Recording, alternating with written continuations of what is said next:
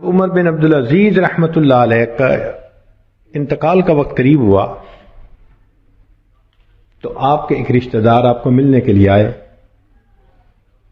اور انہوں نے آ کے آپ کو بڑی سنائی کہ تم سے پہلے والے بھی لوگ تھے، انہوں نے اپنی اولادوں کے لیے بڑی بڑی جائیدادیں وقف کر دیں، ان کو ہیرے اور جواہرات دیے اور کیا کیا ان کو مال و منال دیے،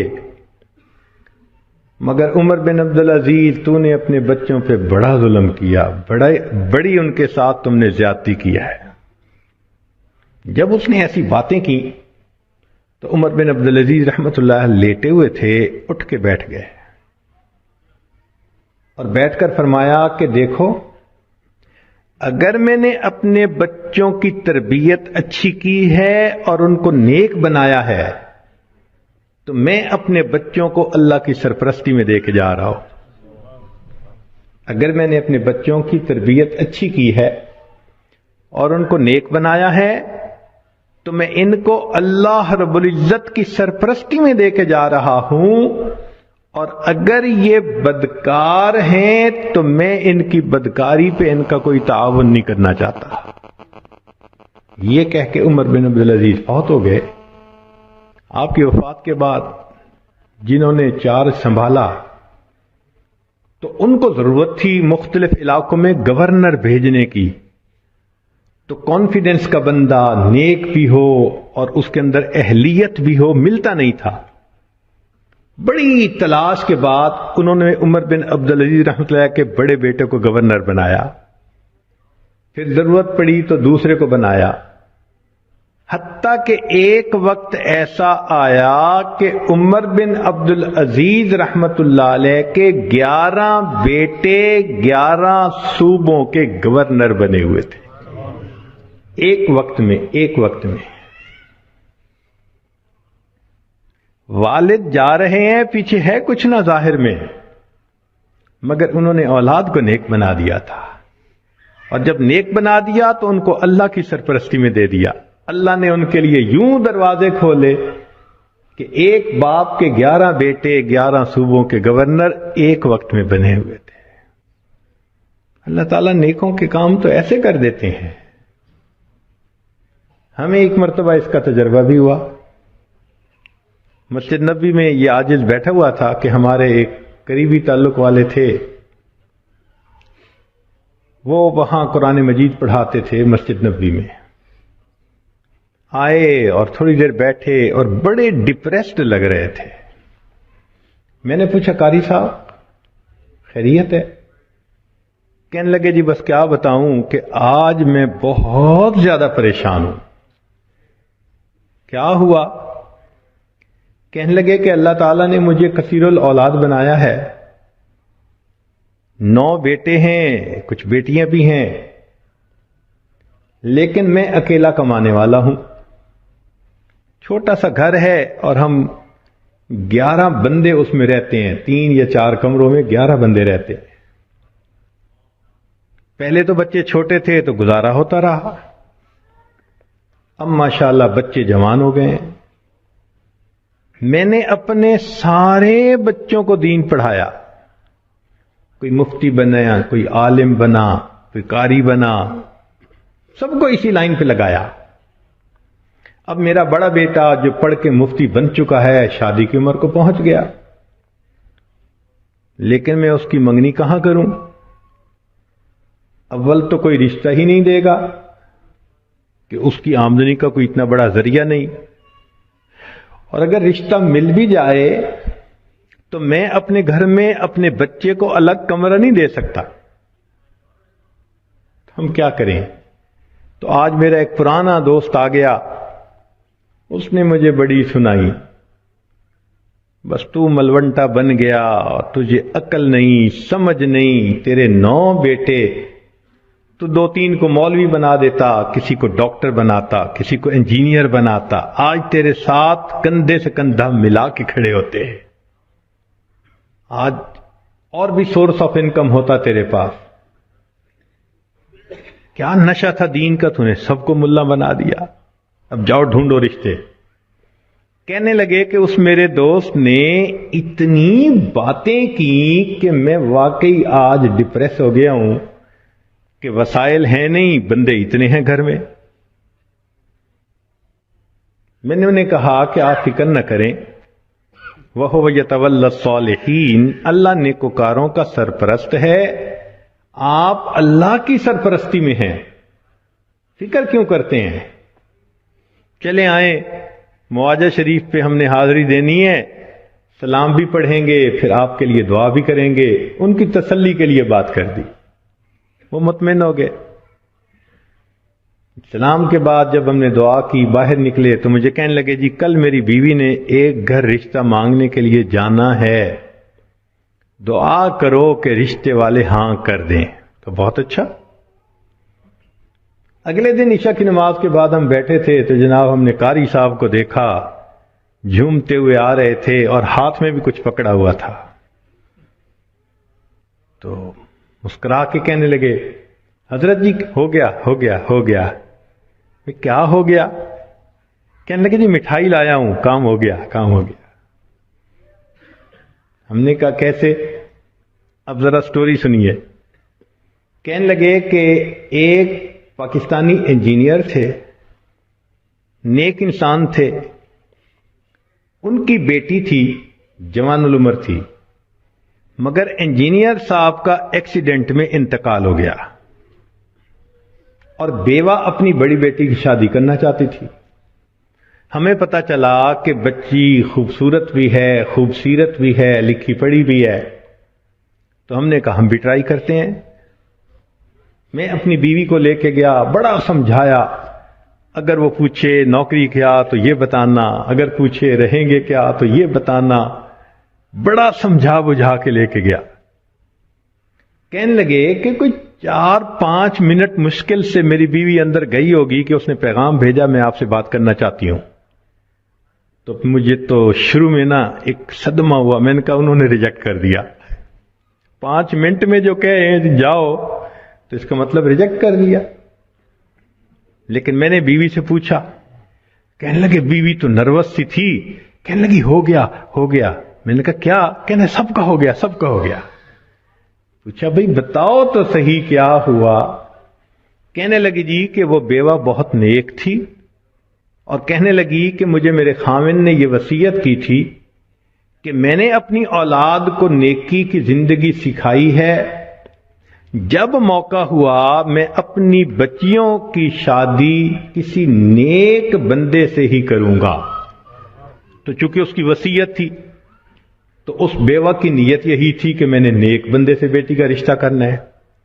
تو بیوی کہنے لگی کہ اس کی بچیاں اتنی خوبصورت تھیں، پھول سے بھی بڑھ کے خوبصورت تھیں، اور بڑی بچی کو دیکھ کے تو مجھے لگا کہ ایسی بھی خوبصورت بچیاں اللہ نے پیدا کی ہیں۔ تو میں نے ہمت کر کے رشتہ بتا دیا۔ 2 منٹ کے اندر کہنے لگے کہ پتہ چلا کہ اللہ نے مجھے دیے 9 بیٹے اور اس کو اللہ نے دی تھی 9 بیٹیاں، اور اس کی ہر بیٹی میرے ہر بیٹے سے 2-2 سال چھوٹی بنتی تھی۔ بس ہم نے 2-3 منٹ میں 9 رشتے آپس میں کر دیے۔ وَهُوَ يَتَوَلَّى الصَّالِحِينَ، وہ اللہ نیکوکاروں کا سرپرست ہے۔ ایک بچی کا رشتہ کرتے لوگوں کی جوتیاں گھس جاتی ہیں، اور یہاں 2 منٹ کے اندر اللہ تعالیٰ 9 بچوں کے رشتے 9 خوبصورت بچیوں کے ساتھ فائنل کروا دیتا ہے۔ اور وہی ہوا کہ بعد میں انہوں نے ایک بچے کا رشتہ کیا، پھر دوسرا جوان ہوا تو بیٹی سے دوسری کا رشتہ، پھر تیسرے کا، چوتھے کا، ایک دن میں اللہ نے سارے مسئلے کو ختم ہی فرما دیا۔ تو جو بندہ نیک بنتا ہے، یہ ذہن میں رکھیں، اللہ کی سرپرستی میں آ جاتا ہے۔ عجیب بات ہے، کوئی بندہ سرپرست بن جائے تو بڑی سیکیورٹی ہوتی ہے، اور یہ فلاں نے ذمہ داری لے لی۔ کیا اللہ تعالیٰ کی ذمہ داری پہ اتنا بھی بھروسہ نہیں ہوتا؟ یہ چھوٹی سی بات نہیں ہے کہ وَهُوَ يَتَوَلَّى الصَّالِحِينَ، وہ اللہ نیکوکاروں کا سرپرست ہے۔ بلکہ مجھے ایک واقعہ یاد آیا ہے تو بہت ہی عجیب سا، بتاتے بھی شرم آتی ہے، لیکن مضمون سے چونکہ متعلق ہے اور مضمون ذرا کھلے گا تو اس لیے بتا بھی دیتا ہوں۔ ایک مرتبہ جرمنی جانا ہوا، شہر کا نام میں ارادتاً نہیں بتاؤں گا، تو وہاں ایک مرتبہ اس عاجز نے کچھ اللہ کی مدد، اللہ کی نصرت کے متعلق بیان کیا۔ بعد میں کھانے کا وقت آ گیا تو کھانے پہ ایک پاکستانی انجینئر صاحب ملے جو وہاں کافی عرصہ سے سیٹلڈ تھے۔ مجھے کہنے لگے جی میں آپ سے ایک بات عرض کروں؟ میں نے کہا کیا؟ کہنے لگے اللہ تعالیٰ مولویوں کی بڑی فیور کرتے ہیں۔ میں نے کہا بات تو سچ ہے۔ اب چونکہ کھانا کھا رہے تھے پھر وہ کھانا کھانے لگ گئے۔ پھر کچھ دیر کے بعد کہنے لگے جی اللہ تعالیٰ مولویوں کی بڑی فیور کرتے ہیں۔ اب میں نے دیکھوں ظاہر میں کہ وہ تو بے شک نہ داڑھی تھی نہ کچھ تھا، ایک عام جیسے انجینئر کی زندگی ہوتی ہے، ایک خوبصورت نوجوان تھا عام زندگی گزارنے والا۔ جب کھانا ختم ہونے لگا نا تو پھر ذرا میرے وہ قریب ہو کے بیٹھ گیا، پھر کہتا ہے جی اللہ تعالیٰ مولویوں کی بڑی فیور کرتا۔ اب مجھے سمجھ لگی یہ کچھ کہنا چاہتا ہے لیکن ذرا اس کو وقت چاہیے، علیحدگی چاہیے۔ تو وہ ہم لوگ الگ کرسیوں پہ جا کے بیٹھ گئے۔ میں نے ان سے پوچھا آپ کیا کہنا چاہتے ہیں جو بےتاب ہیں اتنی دیر سے؟ کہتے ہیں جی اپنا واقعہ سنائیں۔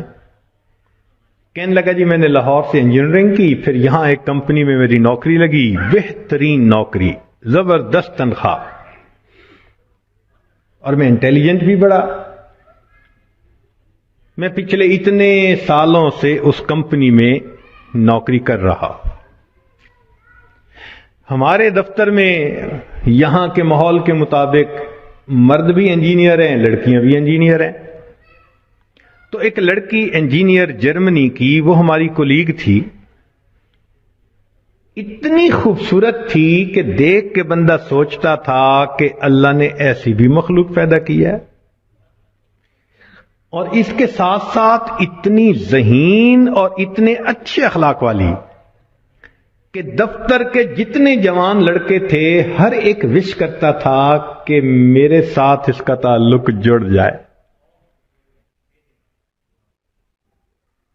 جرمن بھی اسی کوشش میں لگے ہوئے تھے، دوسرے بھی کسی کوشش میں، مگر اس کی زندگی بڑی کلین نظر آتی تھی۔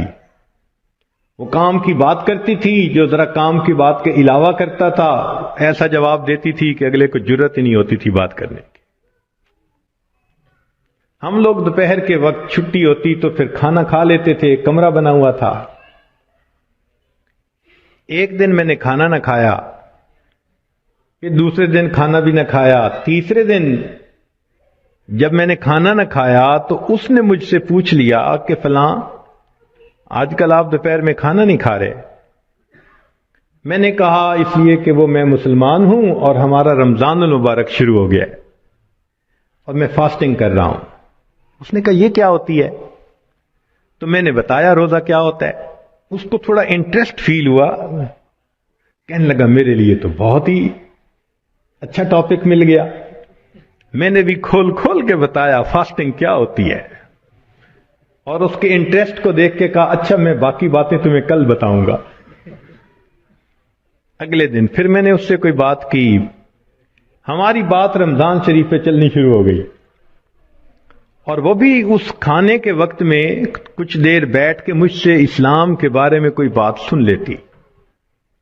میری کوشش یہ تھی کہ رمضان شریف کے دوران میری بات چیت اتنی شروع ہو جائے کہ کمفرٹیبلی ہم ایک دوسرے سے کمیونیکیٹ کرنے لگ جائیں۔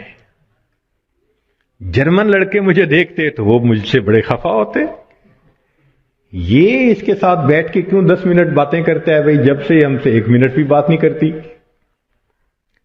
خیر رمضان شریف ہونے تک مجھے اتنا اندازہ ہو گیا کہ اس کے ذہن میں اسلام کے بارے میں مزید جاننے کا بھی شوق موجود ہے۔ تو میں نے کچھ انگریزی کی کتابیں بھی اس کو منگا کے دیں کہ پڑھو، اور میں تو چاہتا تھا اللہ کرے یہ مسلمان بنے پھر تو ہمارا ہی نمبر لگے گا۔ چونکہ باقی تو سارے یہاں کافر ہیں.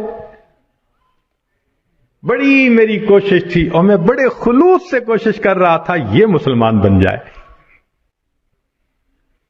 کہ اللہ کی شان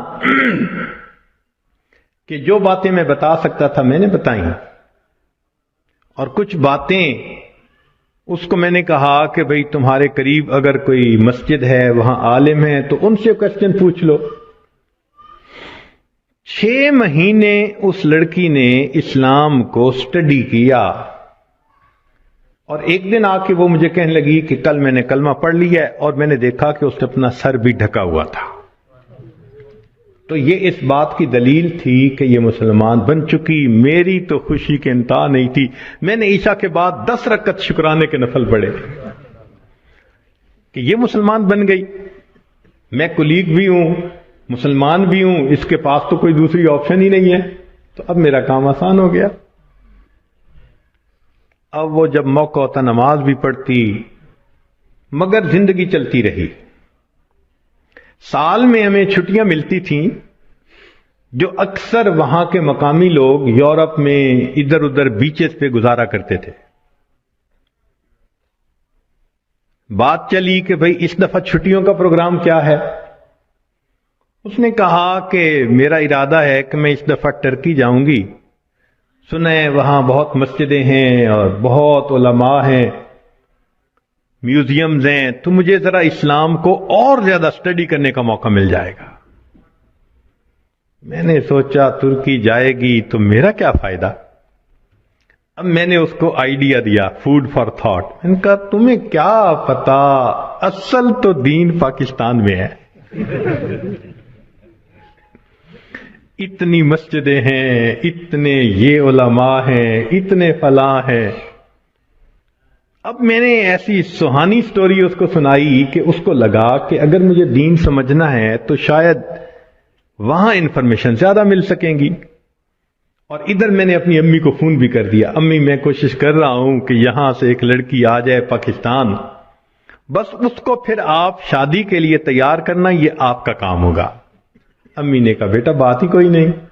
میری بہن ایک ایم اے انگلش تھی، ایک ایم اے اکنامکس تھی. بہنوں نے بھی کہا تم ایک دفعہ لے آؤ اس کو، ہم اس کو تیار کر لیں گی، مسئلہ ہی کوئی نہیں.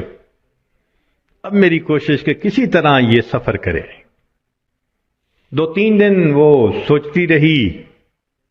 پھر اس نے کہا کہ اچھا ٹھیک، میں نے ارادہ کیا ہے کہ ان چھٹیوں میں پاکستان جاؤں گی، مگر میں اپنی ارینجمنٹ خود کروں گی. تم فلائٹ نمبر بس بتا دو، کب جا رہے ہو. تو میں نے کہا ٹھیک. اب جس دن میں نے فلائٹ پہ آنا تھا، اور اس نے بھی 2 لفظ کہے تھے کہ ہاں میں بکنگ کروا لوں گی، کہنے لگا کہ میں تو 1 گھنٹے یعنی 3 گھنٹے پہلے پہنچنے کی بجائے 4-5 گھنٹے پہلے پہنچا ہوا تھا. جلدی سے چیک ان کروا کے اب میں تلاش کر رہا تھا کہ کب آئے. خیر اس کو آنے میں کچھ دیر ہو گئی، مگر میں نے دیکھا کہ وہ آ گئی تو میں بڑا مطمئن ہو گیا، اب یہ پاکستان آ رہی ہے. خیر جب پاکستان اترے تو میرے گھر والے رشتہ دار سب مجھے ریسیو کرنے آئے ہوئے تھے. تو گھر کی عورتیں اس کو بھی ملی. اس نے کہا کہ دیکھو میں نے ہوٹل کی بکنگ کروائی ہوئی ہے اور میں اس وقت تھکی ہوئی ہوں سفر کر کے، تو میں سیدھا ہوٹل میں جاؤں گی، اور کل جب میں کسی وقت فریش ہوں گی نا تو عورتوں کو کہا کہ تم ہوٹل آ جانا، میں تم سے ڈسکس کر لوں گی کہ مجھے کہاں انفارمیشن مل سکتی ہے. میری بہنیں اس کو دیکھ کے تو حیران ہو گئیں، اور انہوں نے شادی کی ڈیٹ اور پلاننگ وہ بھی شروع کر دی. اگلے دن میری امی گئی اور اس کو کہا کہ بھائی آپ ہوٹل میں کیوں رہتی ہو، ہمارے گھر میں آؤ. اس نے کہا میں ذرا یہاں کمفرٹیبل ہوں. امی نے کہا چلو کھانا کھانے ہی آ جاؤ. اس نے کہا ٹھیک. تو وہ ایک وقت کھانے کے لیے گھر امی کے ساتھ آ گئی. ہمارا گھر ڈیفنس کے اندر اتنا بڑا بہترین محل نما گھر تھا، اور بزنس تھا ہمارا کار ڈیلرشپ تھی. اب جو کار ڈیلر ہو وہ تو کروڑوں پتی ہوتا ہے. چھوٹا بھائی میرا مجھ سے بھی زیادہ خوبصورت نوجوان. خیر میری بہنوں نے بڑی کوشش کی کہ بھئی کسی طرح وہ ہاں کر دے کہ میرے ساتھ اس کی شادی پہ وہ راضی ہے، مگر وہ خاموش ہو جاتی، وہ ہاں نہیں کرتی تھی۔ پریشانی ہونے لگ گئی، دن گزر رہے ہیں اور ہاں نہیں کر رہی ہے۔ تو کہنے لگے کہ ایک دن جو ہے امی نے کہا کہ بیٹا اگر تم سے وہ راضی نہیں تو تمہارا چھوٹا بھائی بھی تو ہے، ہم اس کی آپشن دے دیتے ہیں۔ میں نے کہا ٹھیک ہے، کوئی بات نہیں۔ امی نے چھوٹے بھائی کی آپشن دے دی، وہ سن کے پھر چپ ہو گئی، حتیٰ کہ آدھے سے زیادہ دن گزر گئے۔ فرض کرو 20 دن اس نے رہنا تھا تو 10-12 دن گزر گئے۔ اب امی کو ذرا فکر ہونے لگ گئی کہ یہ نہیں مانے گی۔ ہم پریشان بھی تھے۔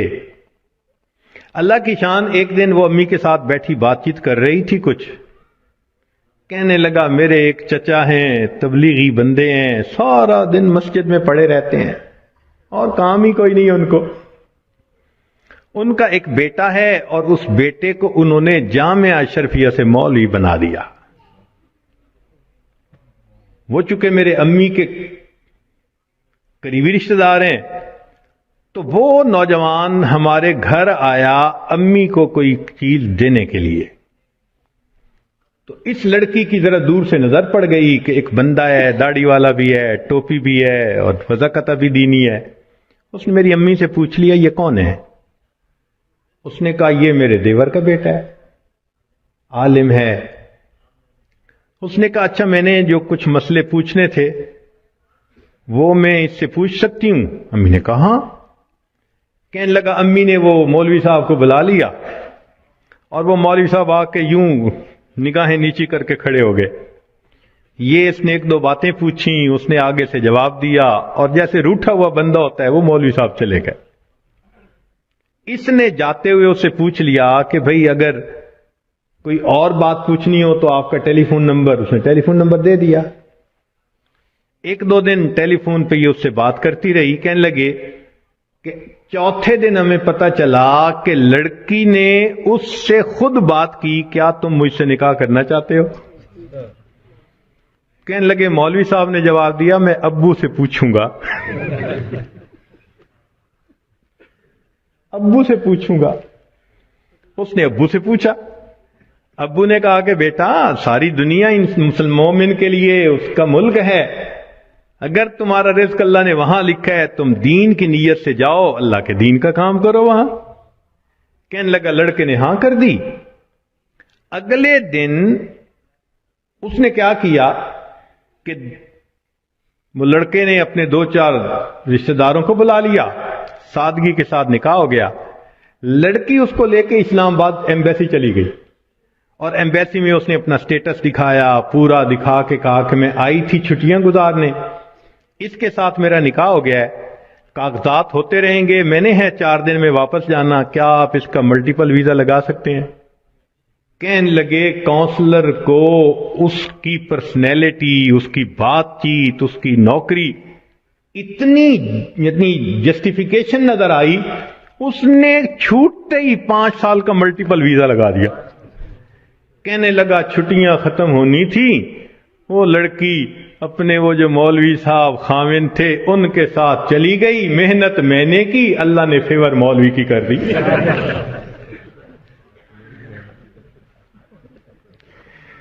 وَهُوَ يَتَوَلَّى الصَّالِحِينَ، وہ اللہ نیکوکاروں کا سرپرست ہے۔ اور یہ 100% سچی بات ہے۔ یعنی لوگوں کے لیے کہتے ہیں نا جی آؤٹ آف دی وے، اللہ تعالیٰ کے لیے تو کوئی چیز آؤٹ آف دی وے نہیں ہے نا، مگر ہے اسی طرح کہ جو نیک بنتا ہے دیکھنے سے پتہ چلتا ہے کہ جیسے کوئی غیبی قوت آؤٹ آف دی وے جا کے اس کی مدد کر رہی ہے، اس لیے کہ وہ اللہ کی سرپرستی میں آ چکا ہوتا ہے۔ ایسے اللہ تعالیٰ اپنے بندوں کی مدد فرماتے ہیں۔ ذرا اللہ سے دوستی لگا کے دیکھیں، اس کی سرپرستی میں آ کے دیکھیں، سمجھ پھر لگے گی کہ بندے کی زندگی کتنی سہانی ہو جاتی ہے۔ آج تو جس بندے کے کنٹیکٹ بڑے ہوں واقف ہوں کہتے ہیں جی اس کے بڑے لمبے ہاتھ ہیں، اور اللہ والوں کی تو حالت یہ کہ ان کے ہاتھ تو اللہ تعالی کی جیب میں ہوتے ہیں۔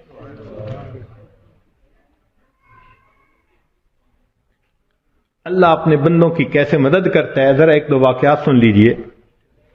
رابعہ بصریہ، اللہ کی نیک بندی، اپنے صومعے میں عبادت کرتے کرتے تھک گئیں تو سو گئیں۔ ایک چورا نکلا، اس نے دروازہ کھولا، اندر گھسا، کوئی اور چیز تو نہیں اسے نظر آئی مگر ایک چادر پڑی ہوئی تھی۔ اس نے کہا چلو چادر ہی لے چلتا ہوں۔ جب چادر اس نے اٹھائی اور واپس جانے لگا، ایسا سر چکرایا کہ اس کو آنکھوں کے آگے اندھیرا ہو گیا، دروازہ نظر ہی نہیں آیا۔ تو وہ بہت کنفیوز ہوا اور اس نے چادر نیچے پھینک دی۔ جیسے ہی نیچے پھینکی، دروازہ نظر آیا تو اب اس پہ خوف طاری ہو گیا اور وہ باہر نکلنے لگا۔ جیسے باہر نکلنے لگا ایک آواز آئی، اگر ایک دوست سویا ہوا ہے تو دوسرا دوست جاگتا ہے۔ اگر ایک دوست سویا ہوا ہے تو دوسرا دوست جاگتا ہے۔ تم کیسے یہاں سے کوئی چیز چرا کے جا سکتے ہو؟ وَهُوَ يَتَوَلَّى الصَّالِحِينَ، وہ اللہ تعالیٰ نیکوکاروں کا سرپرست ہے، ان کا ذمہ دار ہے۔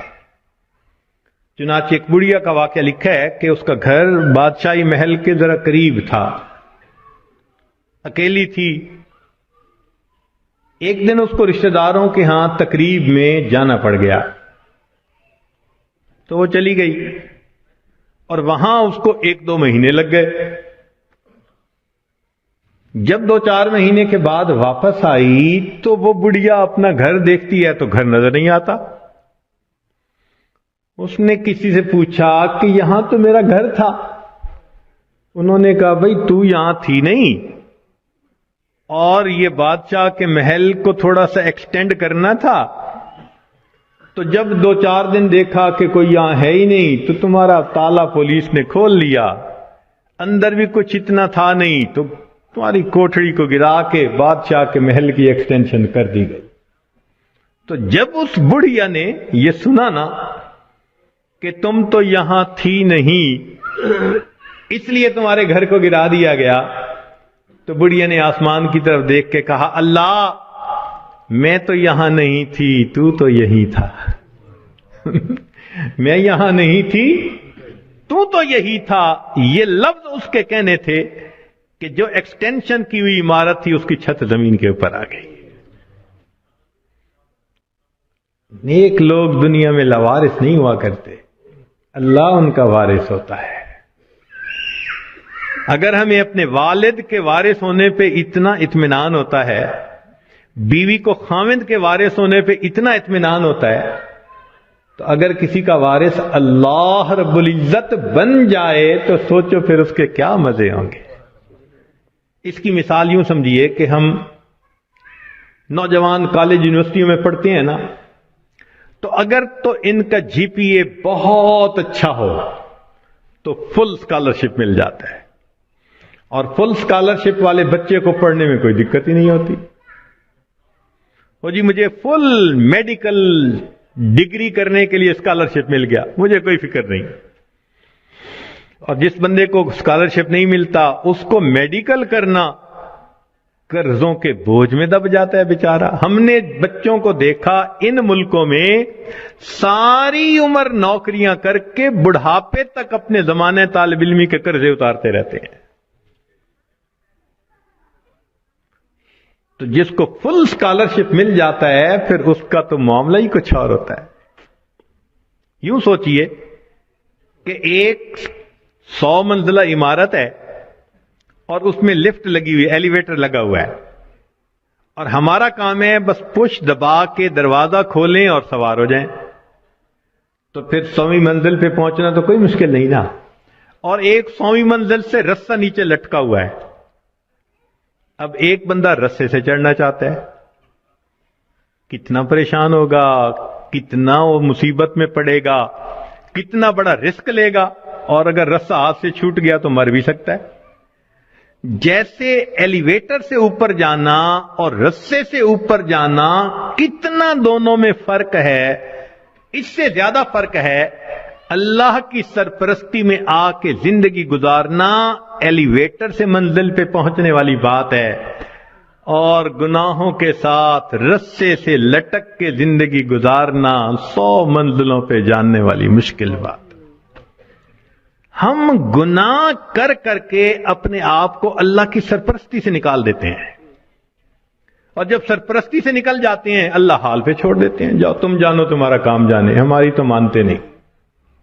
پھر شیطان ہمیں بہکاتا ہے، لوگ بھی دھوکے دیتے ہیں، امیدیں توڑتے ہیں، بندہ دنیا میں دھکے ہی کھاتا پھرتا ہے، کشتیاں کرتا ہے اپنے حالات سے، لنگوٹ باندھ باندھ کے اترتا ہے، میں اس مصیبت کو پریشانی سے جان چھڑاؤں، اس سے چھڑاؤں، ایک سے جان نہیں چھوٹتی دوسری اوپر سے، دوسری سے جان نہیں چھوٹتی تیسری اوپر سے۔ وہ پنجابی زبان میں شعر کسی نے لکھا ہے، اس کا ترجمہ بھی کر دوں گا۔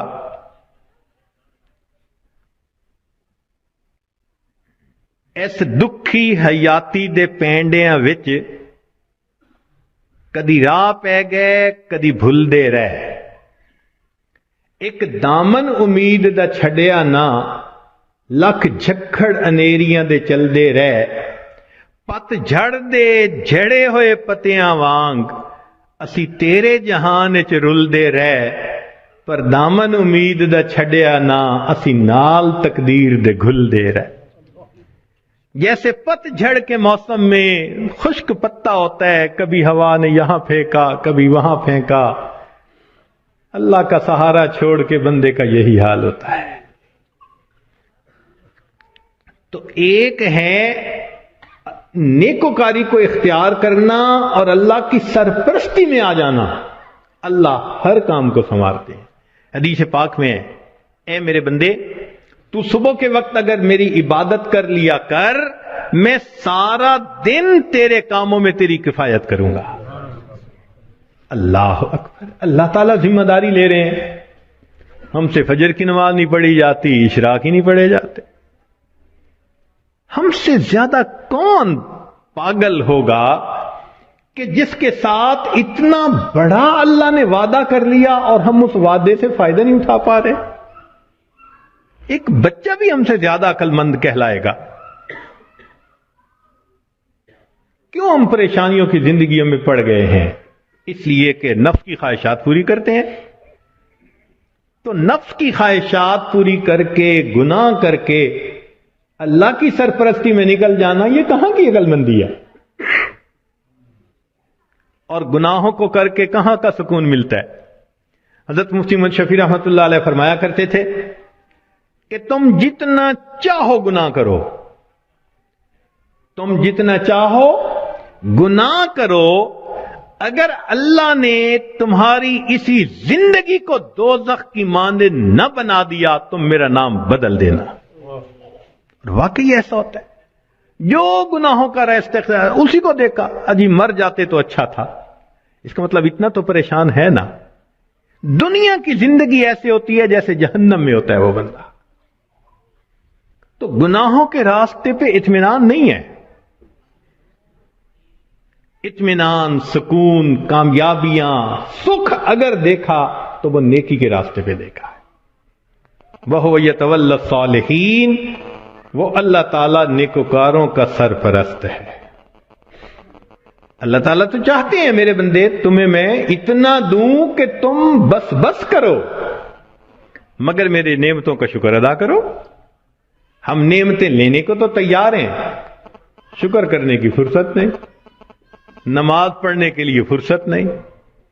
اللہ نے فرمایا کہ تم غیر محرم سے نظر کی حفاظت کرو، میں عبادت میں لذت عطا کروں گا۔ نظر کی حفاظت نہیں ہوتی، دعائیں مانگتے ہیں اللہ نماز کی حضوری عطا فرما دے۔ نماز کی حضوری کیسے ملے گی جب اس کی شرط ہی پوری نہیں ہوئی؟ جب نگاہوں نے جھکنا ہی نہیں سیکھا تو نماز کی حضوری تو آؤٹ آف کوسچن ہے نا۔ پھر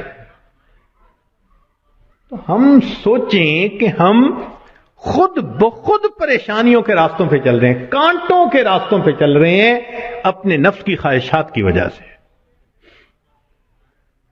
اللہ تعالیٰ اسی لیے اپنے بعض بندوں کو خوب دیتا ہے، کیوں؟ کہ میرا شکر ادا کریں۔ شکر ادا نہیں کرتے، اللہ تعالیٰ لے لیتے ہیں۔ جو پروردگار دینا جانتا ہے وہ پروردگار لینا بھی جانتا ہے۔ پھر کہتے ہیں حضرت صاحب ایک وقت تھا مٹی کو ہاتھ لگاتے تھے سونا بن جاتی تھی، آج تو سونے کو بھی ہاتھ لگاتے ہیں تو مٹی ہو جاتا ہے۔ حالات بدل جاتے ہیں، اس لیے کہ ان کے تقاضوں کو پورا نہیں کیا ہوا ہوتا۔ چنانچہ بنی اسرائیل کے 3 آدمی تھے، ان کا ایک واقعہ عجیب ہے، بڑا سبق آموز ہے۔ ان میں سے پہلے بندے کے پاس ایک آدمی آیا اور اس کو کہا بھئی تمہاری کوئی پریشانی؟ اس نے کہا پریشانی تو بہت ہے۔ کیا؟ اس نے کہا بھئی یہ پھل بہری ہے،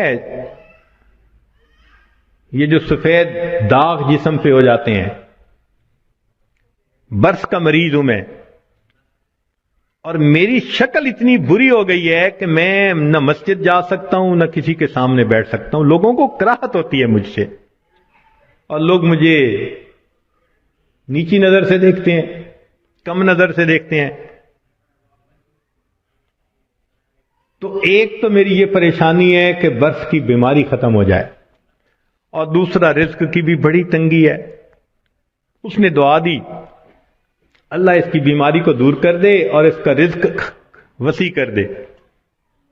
اللہ تعالیٰ نے اس کی بیماری بھی دور کر دی اور اس کو ایک گائے عطا فرمائی، اونٹنی عطا فرمائی، اور اونٹنی کی نسل اتنی بڑھی کہ وہ تھوڑے عرصے میں ہزاروں اونٹوں کا مالک بن گیا، بڑا ملٹائی ملینر ہو گیا۔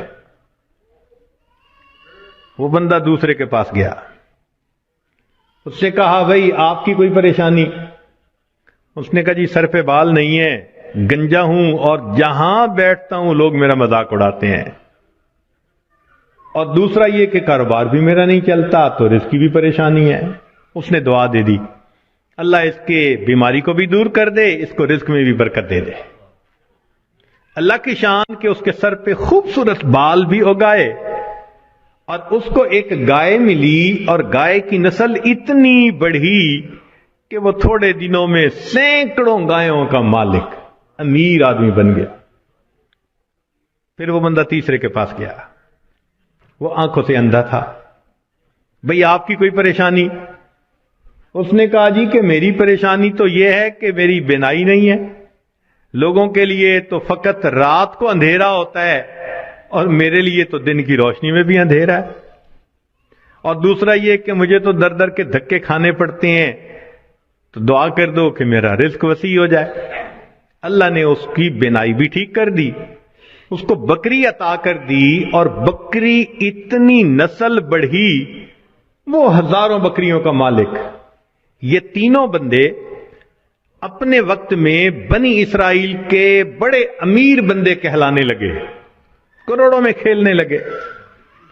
این جب ان کی شہرت تھی، عزت تھی، مال و دولت کی ریل پیل تھی، تو اب پہلے کے پاس وہ بندہ آیا اور کہنے لگا کہ بھئی میں محتاج ہوں اور اللہ کے نام پہ آپ سے مانگنے کے لیے آیا ہوں، اللہ ہی نے آپ کو سب کچھ دیا ہے، آپ کے پاس تو کچھ نہیں تھا، تو پلیز آپ مجھے کچھ اللہ کے نام پہ دے دیں۔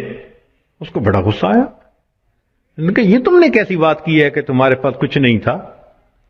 میں تو شروع سے ایسا اور امیر اور یہ اور وہ، کوئی مفت کا کہیں سے پیسہ ملا ہے میاں؟ میں نے کمائی کی ہے، محنت سے کمایا ہے، فلاں کی ہے، خبردار جو تم نے ایسی بات کی کہ تمہارے پاس کچھ نہیں تھا۔ اس نے کہا بھئی مجھ سے خفا نہ ہو، بس آپ جیسے تھے اللہ آپ کو ویسا کر دے، یہ کہہ کے چلا گیا۔ اور وہی ہوا کہ برس کی بیماری بھی دوبارہ ہو گئی، اور ایسی بیماری پھیلی کہ جتنے اس کے اونٹ اونٹنیاں تھے ایک ایک کر کے بالآخر سارے مرتے گئے، وہ جہاں تھا وہیں پہنچ گیا۔ دوسرے کے پاس گیا، بھئی محتاج ہوں، اللہ نے آپ کو اتنا دیا ہے، میں بھی آیا ہوں اللہ کے نام پہ لینے کے لیے، تو آپ دیں۔ ایک وقت تھا آپ کے پاس کچھ نہیں تھا، پھر اللہ نے آپ کو دیا، آج اتنا کچھ ہے۔ اس کو بڑا غصہ آیا، تو کون ہوتا ہے بات کرنے والا؟ بھئی میرا تو باپ ایسا، میرا تو دادا ایسا، پردادا ایسا، میاں میں نے تو فلاں ڈیل ایسی کی تھی، فلاں موقع پہ میں نے ایسا بزنس کیا تھا، اسٹریٹجی ایسی بنائی تھی، تب مجھے پیسے ملے، کوئی کہیں سے مفت کے مل گئے ہیں؟ خبردار جو تو نے کوئی ایسی بات کی۔ اس نے کہا بھئی مجھ سے خفا نہ ہو، اچھا آپ جیسا تھے اللہ آپ کو ویسا کر دے۔ یہ کہہ کے چلا گیا، نتیجہ یہ کہ سر کے بال بھی اس کے ختم، اور جتنی گائیں تھیں وہ ساری کی ساری بالآخر مر گئی، جہاں تھا وہیں پہنچ گیا۔ پھر یہ تیسرے کے پاس گیا، اس کو جا کے کہا کہ بھئی محتاج ہوں، فقیر ہوں، اللہ کے نام پہ مانگنے آیا ہوں، جس اللہ نے آپ کو دیا، آپ کے پاس تو کچھ نہیں تھا، آج اتنا کچھ اللہ نے دیا ہے تو بھئی مجھے بھی دے دیں۔ جب اس نے یہ بات کہی تو سننے والے بندے کی آنکھوں میں آنسو آ گئے۔ اس نے کہا تم نے بالکل سچ کہا، میں اندھا تھا، در در کے دھکے کھاتا تھا، لوگوں سے بھیک مانگتا تھا، کوئی خدا کا بندہ آیا، اس نے مجھے دعا دی تو اللہ نے میری بینائی بھی ٹھیک کر دی، اور مجھے ایک بکری رب نے دی تھی، پھر اس ایک بکری میں اللہ نے برکت ڈال دی۔ آج تو میاں دو پہاڑوں کے درمیان جتنی بکریاں پھر رہی ہیں یہ ساری میری ہیں، تم آج اللہ کے نام پہ مانگنے آئے ہو، جتنی بکریاں دل چاہتا ہے اس وادی میں سے تم لے کے چلے جاؤ۔ جب اس نے یہ بات کہی تب اس مانگنے والے نے کہا کہ میں تو فرشتہ ہوں، اللہ تعالیٰ نے 3 بندوں کے پاس امتحان کے طور پر بھیجا تھا، 2 اپنی اوقات کو بھول گئے، تو نے اپنی اوقات کو یاد رکھا، اللہ تجھے تیرا رزق نصیب فرمائے۔ یہ بندہ ساری زندگی امیر تر بندہ بن کر زندگی گزارتا رہا۔ دیتا تو اللہ ہی ہے نا ہر ایک کو، تو جب دیتا ہے تو پھر اس کا شکر گزار بندے بھی بنے۔ مگر ہم نہ شکریاں کرتے ہیں، گناہ کرتے ہیں، جس وجہ سے پھر مصیبت کو دعوت دیتے ہیں۔ تو راستے زندگی گزارنے کے 2 ہیں، ایک ہے نیکوکاری کا راستہ، ایک ہے بدکاری کا راستہ، منمانی کا راستہ۔ اگر آپ غور کریں تو آج کے دور میں منمانی کی زندگی گزارنے والے بہت زیادہ، اور ہر حال میں اللہ کی مان کے چلنے والے بہت تھوڑے۔ نتیجہ کیا ہے؟ مسائل حل نہیں ہو رہے، پریشانیاں بڑھتی جا رہی ہیں، ادھر ذلت ادھر ذلت، ادھر پریشانی ادھر پریشانی۔ اس کی وجہ یہ ہے کہ ہم نے اپنے آپ کو اللہ کی سرپرستی میں دیا ہی نہیں۔ اگر دے دیتے تو دنیا میں اللہ ہمارے تمام غموں کے لیے کافی ہو جاتے۔ ہماری مثال تو وہ ہے کہ کوئی بلینر انسان ہو اور اس کا بندہ چپڑاسی کی نوکری کے لیے درخواست دیتا پھرے، تو ہر بندہ کہے گا یار تمہارا باپ تو بلینر ہے اور تم پی این کی جاب کے لیے درخواست دے رہے ہو، سویپر کی جاب کے لیے، یہ کیا؟ وہی حال ہے۔ اللہ تعالی ہمیں اپنے سرپرستی میں لینے کے لیے وعدہ فرما رہے ہیں، اور ہم اللہ کے وعدے پر آنے کی بجائے خود دنیا کے جھمیلوں میں اپنے رزق کو تلاش کرنے میں لگے ہوئے ہیں۔ یاد رکھیے گا اللہ فرما برداروں کو بھی رزق دیتا ہے، اللہ نافرمانوں کو بھی رزق دیتا ہے۔ اللہ تعالیٰ فرما برداروں کو بھی رزق دیتا ہے اور اللہ تعالیٰ نافرمانوں کو بھی رزق دیتا ہے، مگر فرق ہے۔ ایک ہوتا ہے کہ آپ نے پرندے کو پنجرے سے نکالا اور پیالے کے اندر دانے ڈال کے اس کے سامنے رکھ دیا، اب وہ اسی پیالے میں سے کھا رہے آرام مزے سے۔ یا آپ نے پنجرے سے مرغی کو نکالا اور یوں دانے پھینک دیے تو وہ دانے چگ رہی ہے مگر دانے اس کو مل رہے ہیں۔ یہ ہے اللہ فرما برداروں کو رزق دیتا ہے، کسی کا ایک ہی جگہ، کسی کا ٹریولنگ کے ساتھ، ادھر بزنس، ادھر امپورٹ، ادھر ایکسپورٹ، مگر اللہ تعالیٰ رزق دیتا ہے ان کو۔ یہ رزق ملتا ہے فرما برداروں کو۔ اور ایک رزق ہوتا ہے کہ آپ نے اگر چوہے کو پھنسانا ہو تو اس کو بھی تو آپ کنڈی کے اندر گوشت کا ٹکڑا لگا کے رکھتے ہیں، پنیر کا ٹکڑا، یہ بھی رزق تو مل رہا ہے نا، مگر کس کے لیے؟ کہ یہ ہمیشہ کے لیے پھنسے، قابو آئے۔ تو نافرمانوں کو بھی اللہ رزق دیتے ہیں، مگر چوہے کی طرح کہ یہ پکڑا جائے گا، اس کی گت بنائیں گے۔ اب ہم سوچیں کہ ہم فرما برداروں کا رزق لیتے پھر رہے ہیں یا نافرمانوں کی طرح رزق کماتے پھر رہے ہیں؟ معاملہ تو ہمارے اوپر ہے۔ اللہ تعالیٰ فرماتے ہیں الیس اللہ بکاف عبدا، کیا اللہ اپنے بندے کے لیے کافی نہیں ہے؟ کتابوں میں لکھا ہے اے بندے، ایک تیری مرضی ہے، ایک میری مرضی ہے۔ اگر تو چاہے کہ تیری مرضی پوری ہو، میں تجھے تھکا بھی دوں گا، تیری مرضی کو بھی پورا نہیں ہونے دوں گا۔ اور اگر تو چاہے کہ میری مرضی پوری ہو تو میرے بندے میں تیرے کاموں کو بھی سنوار دوں گا، تجھے رزق میں بھی وسعت عطا فرما دوں گا۔ تو اللہ کی مان کے ہم چلیں تو اللہ ہمارے سارے مسئلوں کو حل کر دیں گے، کیونکہ ہم پھر اللہ کی سرپرستی میں آ چکے ہوں گے۔ اللہ تعالیٰ قرآن مجید میں فرماتے ہیں وعد اللہ الذین آمنوا منکم وعملوا الصالحات لَيَسْتَخْلِفَنَّهُمْ فِي الْأَرْضِ، اجتماعی طور پر نیکوکار بن کر زندگی گزارنے والوں کے لیے اللہ کا وعدہ ہے۔ فرماتے ہیں میں تمہیں زمین کے اندر خلافت عطا کروں گا۔ وَلَيُمَكِّنَنَّ دِينَهُمُ الَّذِي ارْتَضَىٰ لَهُمْ وَلَيُبَدِّلُنَّهُمْ خَوْفَهُمْ أَمْنًا، اور اللہ ان کے خوف کو امن میں بدل دیتے ہیں۔ پھر اللہ تو وعدہ فرما رہے ہیں، وعد اللہ کا وعدہ ہے۔ آج بندہ وعدہ کر دیتا ہے تو اتنا یقین، کیا اللہ کے وعدوں پہ ہم یقین نہیں کرتے؟ تو ہمارے زندگی کی کامیابی کا ایک ہی طریقہ ہے کہ ہم اللہ کے وعدے پر بھروسہ کر کے عہد کریں کہ اللہ آج کے بعد ہم نے نافرمانی نہیں کرنی۔ اب سوال پیدا ہوتا ہے کہ ہم صالحین میں شمار کیسے ہو سکتے ہیں؟ بہت آسان ہے، ذہن سے گناہ کے ارادے کو ختم کر دیجئے۔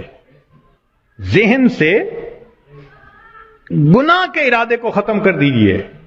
اللہ میں نے آپ کے کسی حکم کی نافرمانی نہیں کرنی، اور جو کر چکا میں توبہ کر رہا ہوں۔ تو پہلا قدم کہ آئندہ گناہ کی نیت کو ذہن سے نکال دینا، اور دوسرا کہ اگر پھر گناہ ہو جائے تو پھر توبہ کرنا۔ بس یہ دو کام کر لیجئے۔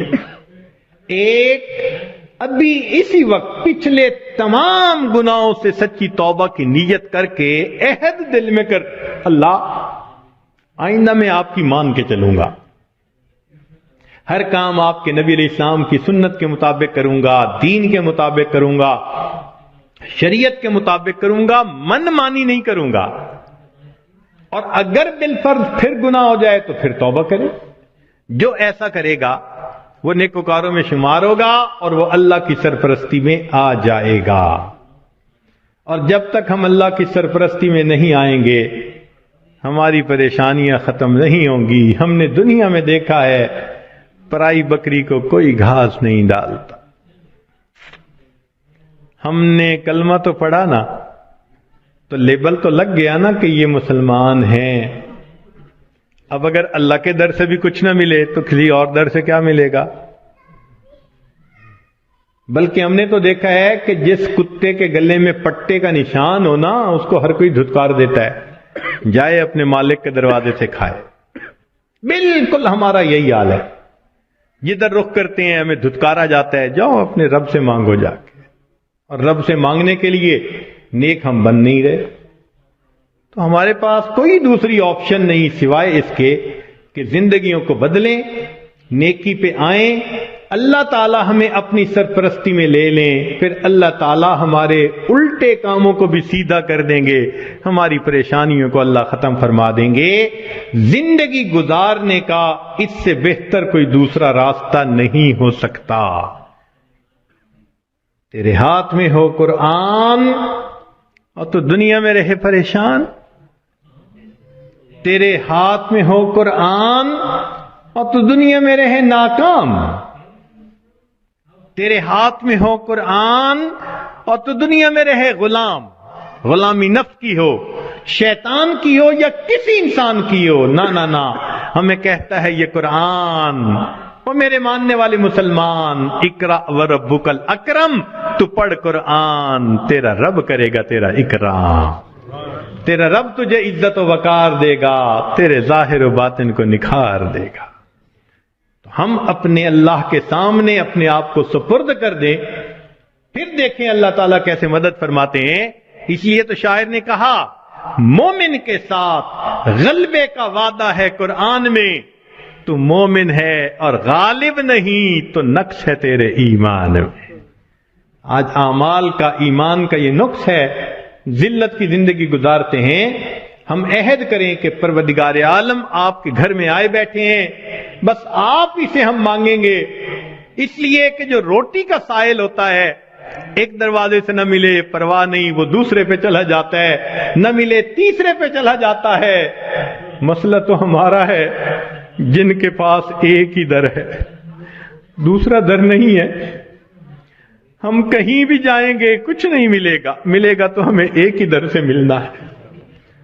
تنگ دستی کے جو عالم میں گھبراتا ہوں، تنگ دستی کے جو عالم میں گھبراتا ہوں، پر درے غیر پہ جاتے ہوئے کتراتا ہوں، ہاتھ پھیلانے میں محتاج کو غیرت کیسی، شرم آتی ہے کہ بندہ تیرا کہلاتا ہوں۔ اللہ بندہ آپ کا کہلاؤں اور غیر کے در پہ جاؤں، ایمانی غیرت گوارا نہیں کرتی۔ بس اللہ آج توبہ کر لی، تم ہی سے مانگیں گے تم ہی دو گے، تمہارے در سے ہی لو لگی ہے۔ پروردگار عالم ہماری توبہ کو قبول کر لیجئے، ہمارے سرپرست بن جائیے، در در کے دھکے کھانے سے بچا لیجئے۔ مولا گناہ کر کر کے تھک گئے ہیں، بس اب آپ اپنی سرپرستی میں لے لیجئے اور آئندہ نیکوکاری کی زندگی عطا فرما دیجئے۔ وآخر دعوانا ان الحمد للہ رب العالمین۔